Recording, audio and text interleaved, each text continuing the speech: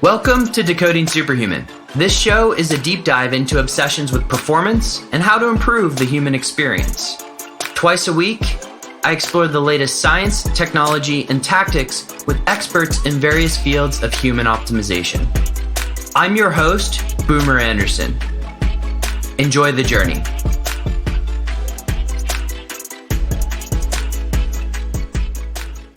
Superhumans, it's Boomer. We are back with an episode today where we are going to showcase citizen science. We're going to talk about N-of-1 experimentation and tackling disease. My guest today is Victor Mifsud, and he is a citizen scientist, motivational speaker, and documentary filmmaker. His handle on Instagram is the Blind Biohacker, or at Blind Biohacker. And he is the creator of a feature-length documentary called My Neuroplastic Adventure, which tackles his journeys and battles with a disease called Retinitis Pigmentosa. Let's just jump in, shall we? The show notes for this one are at decodingsuperhuman.com/Victor, Victor. Enjoy my episode with Victor Mifsud. Victor, welcome to the show. Thanks, Boomer. Thanks for having me. It's great to be here. So let's talk about retinitis pigmentosa. Do I have the pronunciation right? First off, it's retinitis pigmentosa. It's a bit of a mouthful there. It is. So RP, as I'm going to go with for the near future. Talk to me a little bit about it, because you've had this. It's something you're born with, correct? Well, I found out about it when I was about 8 or 9 years old, but probably was born with it. And it's a inherited, quote unquote, genetic vision condition. I'm actually blind because of it. So, that's what it is. And the symptoms of the condition have slowly gotten worse as I've gotten older. I mean, I just actually turned 41 the other day. So I've had this condition for, I've known about it for over 20 plus years. You don't look 41, by the way. I've met you in person. You don't look 41. Thank you. Thanks. But so talk to me, because it's like degenerative, right? As in, it over time, it's not like you are born blind per se. It's over time, there's sort of this degenerative process that leaves you with blindness. Do I have that right? Yes. So basically, the major symptoms of RP are a tunnel vision, or the loss of your visual fields. So basically, as I've gotten older, my peripheral field has been shrinking from the outside inwards. So, tunnel vision. And it has to do with the rods are deteriorating in the back of my retina and not regenerating.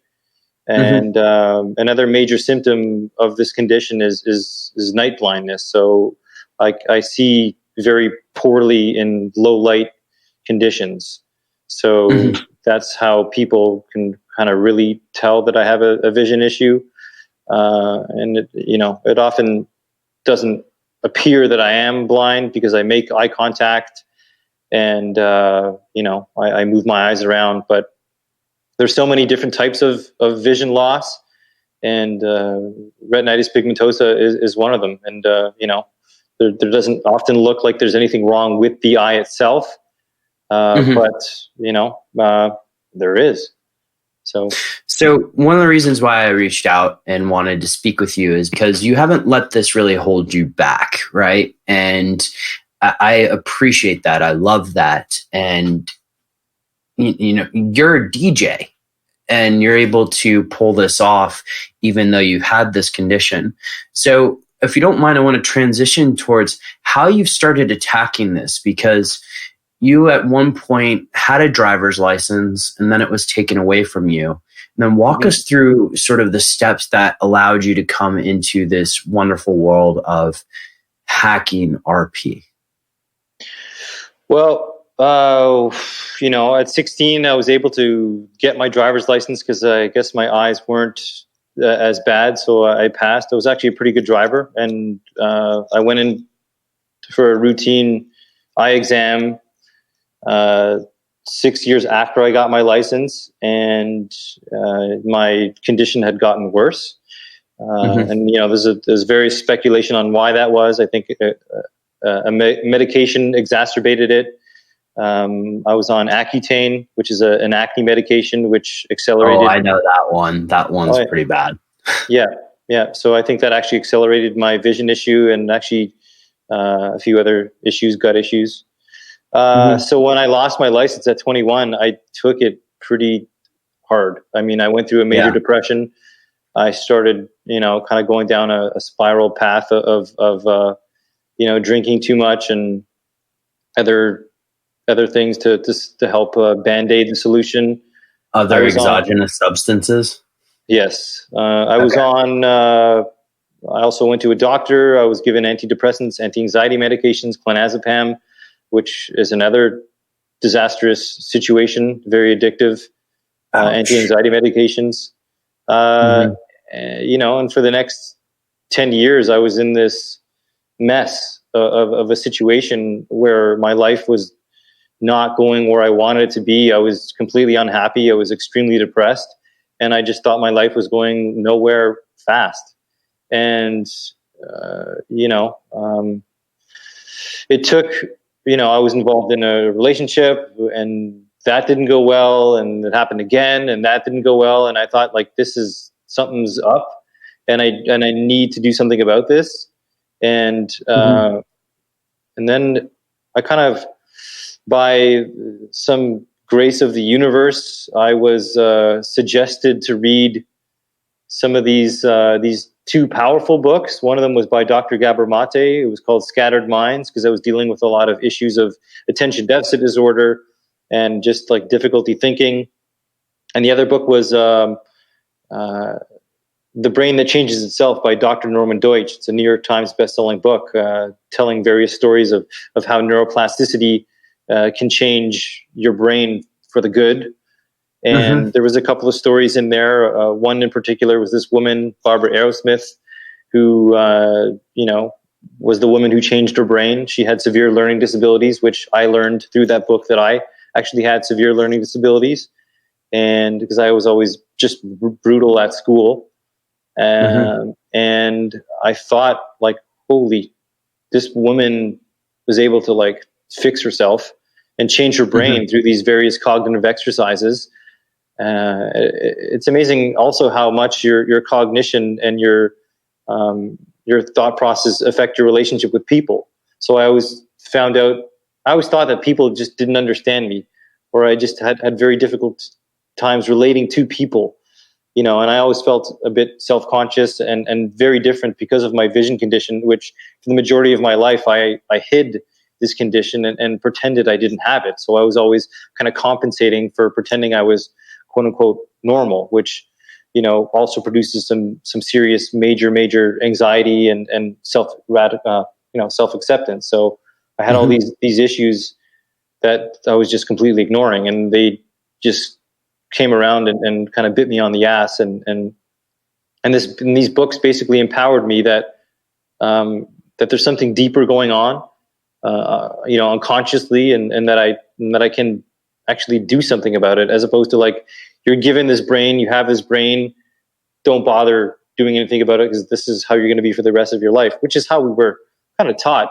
back in the day. We just thought we were born that way, and, don't bother trying to fix it. So this book empowered me to really do something about it. I actually attended that school for 2 years and reprogrammed my brain with these various cognitive exercises. It was a lot of hard work, emotionally and physically.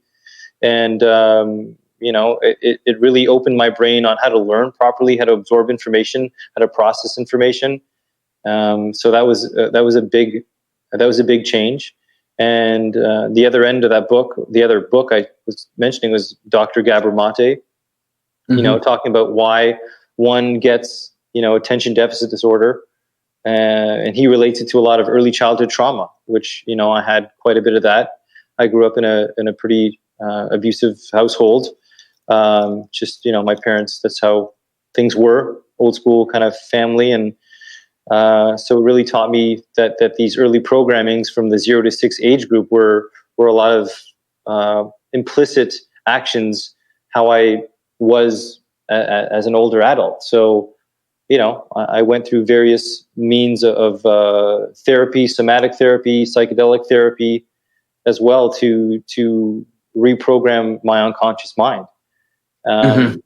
So, those were the basis of how I wanted to start biohacking myself, essentially.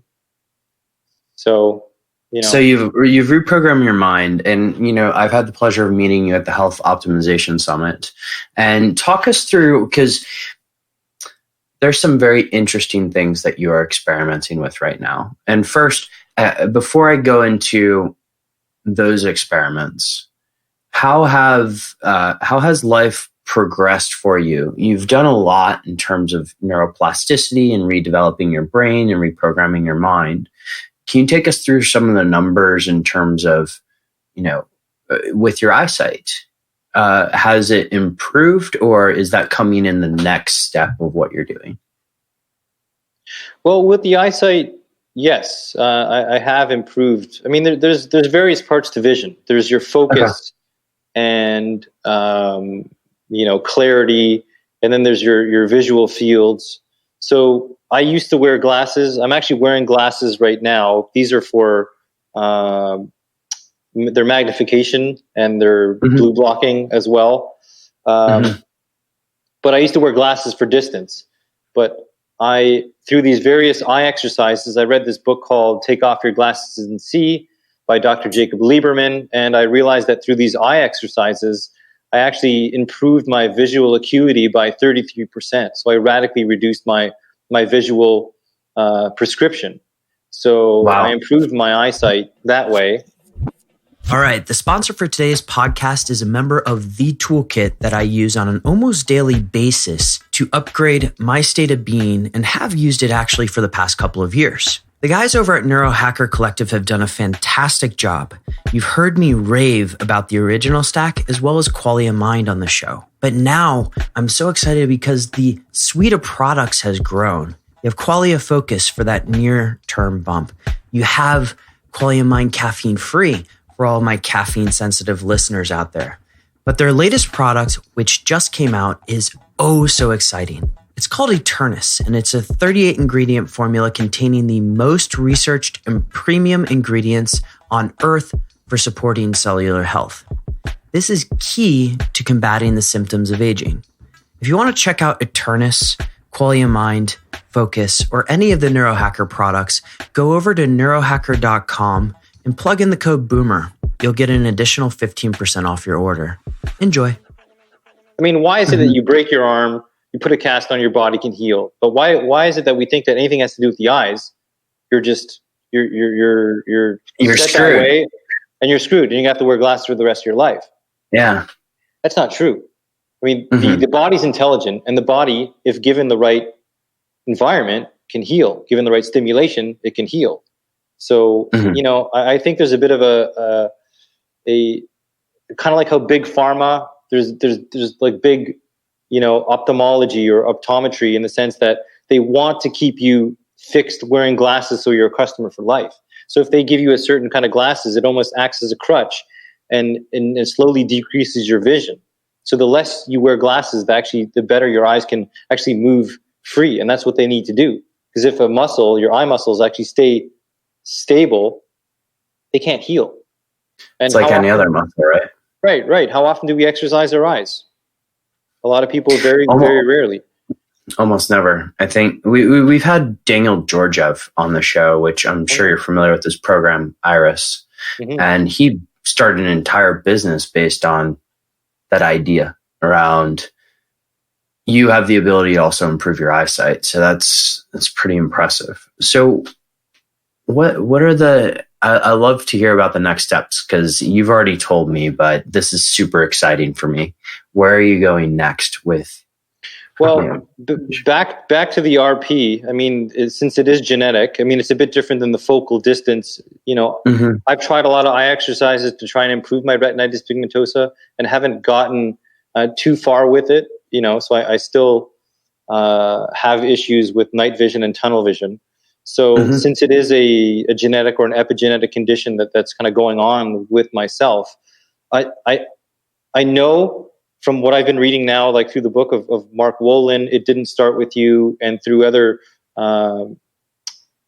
post-traumatic stress, I believe that trauma has an effect on our genes, whether it's an ancestral trauma. I believe somewhere in my lineage of my ancestors, a trauma had occurred that switched off this gene in my eyes, creating this issue.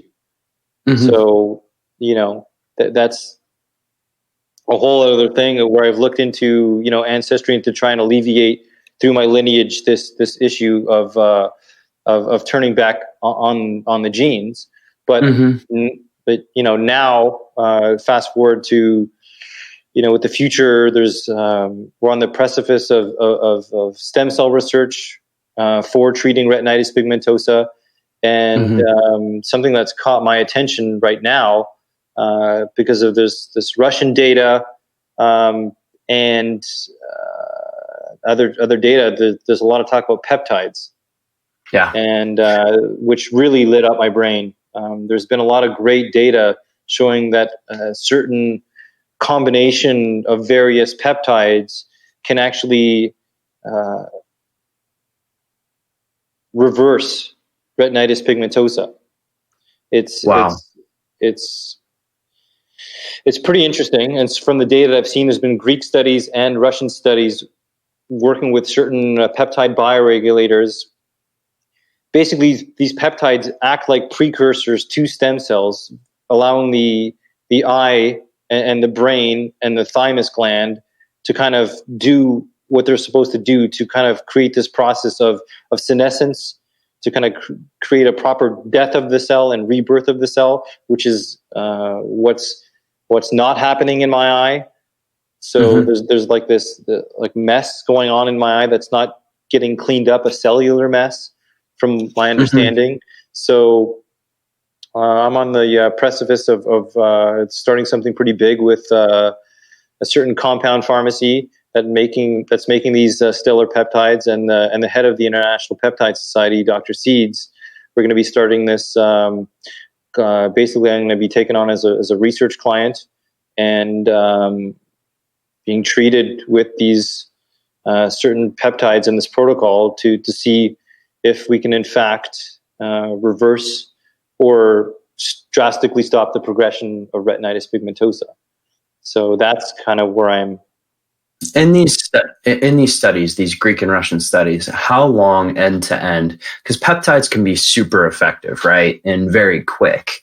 I have a little bit of a home pharmacy myself, and again, guys, this is not to be taken as medical advice. Please go see your doctor. Nobody wants you to do anything stupid, but they can be very, very effective very quickly. End to end, what have some of the studies that you've seen in terms of effectiveness? How quickly does it act? Well, from the Greek and Russian studies, they showed some visual fields tests over a 2-year period. And in some cases, they went from 90% vision loss to only 30% vision loss. And they had shown a drastic increase in visual fields, which is the main issue, and a definite increase in night vision. Again, the two major problems of retinitis pigmentosa. And I've seen it with treating Stargardt's, which is also a certain genetic vision condition. They've shown to reverse, not entirely right now, but it's still early. But they were only doing it for 2 years. But I think, from my understanding, what we're going to be doing with TaylorMade and Dr. Seeds is a bit above and beyond some of these Russian studies. So we're going to be using peptides that are brand new and have shown to show some amazing promise of all cellular health. So it's, all cells kind of function in a similar way, whether it's for the eye or for the brain or for the heart. So if the cell's not doing what they're doing, these basic these formulas of peptides, this kind of combination protocol, attacks it on various different fronts to get the cell to actually do what it's meant to be doing. So it's kickstarting it from various different angles to, like, one's picking up the mess, one's carrying out the mess, and one's like accentuating the growth of new cells. So it's just a various combination from my understanding. I'm still learning it's a complex systems approach, right? And which is complex. And the reason sorry to interrupt you. The reason why they haven't figured out, because there's no known cure for retinitis pigmentosa. It's always, there's no laser eye surgery. It's a very complicated vision condition, because it's actually there's a lot of things they realize that are going on, and the retina and the brain require a lot of energy. So if the process if something's blocking the way, there's just a shutdown. So in order to regenerate the process, you got to hit it from a few different angles. Of course. Now, this seems like a logical field if it is a genetic or epigenetic disease. For something like CRISPR, is there any discussion around that? I know CRISPR human trials are not really out there yet, other than the people using myostatin knockouts to get more muscular. Any discussion out there on CRISPR trials with this?